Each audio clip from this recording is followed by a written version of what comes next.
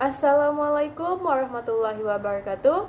Halo semua, kembali lagi bersama saya, Muharmana Aprila. Pada video kali ini, saya akan menjelaskan materi metode penelitian, yaitu uji regresi dan data panel. Baiklah, langsung saja kita mulai. 1. Uji regresi data panel. Regresi data panel adalah alat statistik untuk menguji gabungan data cross-section dan data time series, di mana unit cross-section yang sama diukur pada waktu yang berbeda. Maka, dengan kata lain, data panel merupakan data dari beberapa individu sama yang diamati dalam kurun waktu tertentu. A. Identifikasi model. Terdapat 3 kemungkinan model yang sesuai dengan persamaan regresi data panel, yaitu 1. Common effect model, 2. Fixed effect model, 3. Random effect model.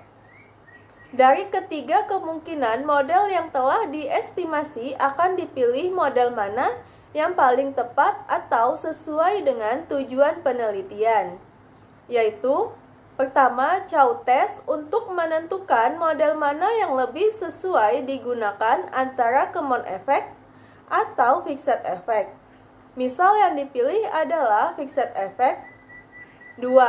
Harus tes untuk memilih kembali model yang digunakan antara fixed effect atau random effect. Misal yang dipilih adalah common effect. 3. Lagrangian multiplier dilakukan untuk menentukan kembali model mana yang digunakan, apakah common effect atau random effect. B. Uji asumsi klasik. 1. Uji normalitas, 2. Uji multikoliniaritas, 3. Uji autokorelasi, 4. Uji heteroskedastisitas. Fixed effect model atau random effect model, maka uji asumsi klasik ini tidak perlu dilakukan lagi. Uji asumsi klasik hanya perlu dilakukan apabila model yang diperoleh dari pengujian identifikasi adalah common effect model. C. Uji hipotesis. 1. Koefisien determinasi atau R2. 2. Uji signifikansi simultan atau uji statistik F. 3. Uji signifikasi parameter individual atau uji statistik. 2. Model regresi logistik. Menguji apakah probabilitas terjadinya variabel dependen dapat diprediksi dengan variabel independennya. Syarat penggunaan regresi logistik adalah variabel dependen dihitung menggunakan variabel dummy. Contoh, data ukuran perusahaan dalam bentuk kategori, yaitu perusahaan besar atau sukses kode 1 dan perusahaan kecil atau tidak sukses kode 0. Persamaan regresi logistik. ln S/1 dikurang S sama dengan Pi ditambah Pi1 size plus S. Apabila tanda koefisien size tambah signifikan, artinya size meningkat, maka ln akan meningkat juga. Maka perusahaan besar yang sukses lebih tinggi dari perusahaan kecil. Variabel independen merupakan kombinasi skala antara variabel kontinu atau metrik dan kategorial non-metrik.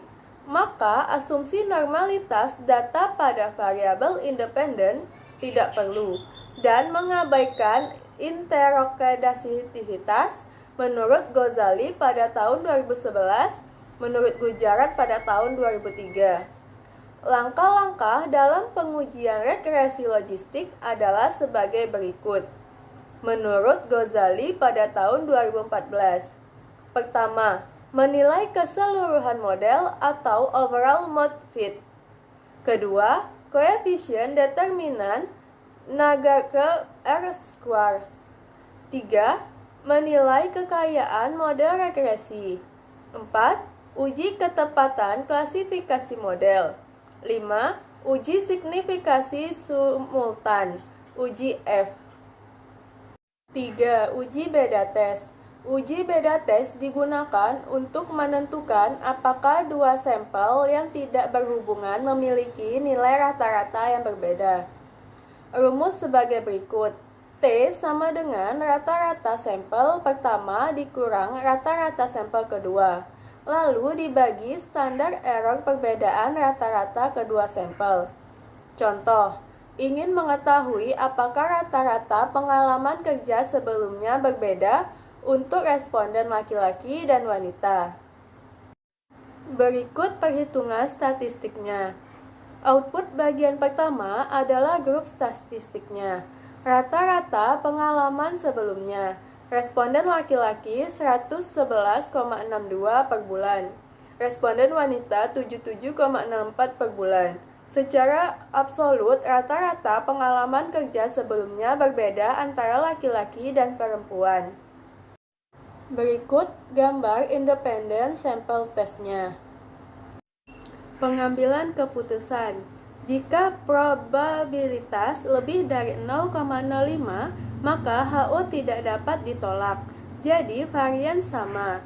Jika probabilitas kurang dari 0,05, maka HO ditolak. Jadi varian berbeda. Terlihat output SPSS bahwa F dihitung lewat tes sebesar 2,582 dengan probabilitas 0,109. Karena probabilitas lebih dari 0,05, maka dapat disimpulkan bahwa HO tidak dapat ditolak atau memiliki varians yang sama. Dengan demikian, analisis uji beda t-test harus menggunakan asumsi equal variance estimate. Dari output SPSS terlihat bahwa nilai T pada equal variance estimate adalah 2,261 dengan probabilitas signifikansi 0,000 atau 2-tile. Jadi disimpulkan pengalaman kerja sebelumnya berbeda signifikan antara responden laki-laki dan wanita. Uji beda tes dengan sampel berhubungan atau gunakan paired sample test. Contoh, apakah terdapat perbedaan kinerja atau diukur rasio-rasio keuangan sebelum dan sesudah go public? Sampel test tetap perusahaan yang sama, hanya bedanya ke kasus sebelum dan sesudah go public. Itulah yang dapat saya jelaskan pada video kali ini. Kurang lebihnya saya mohon maaf. Wassalamualaikum warahmatullahi wabarakatuh.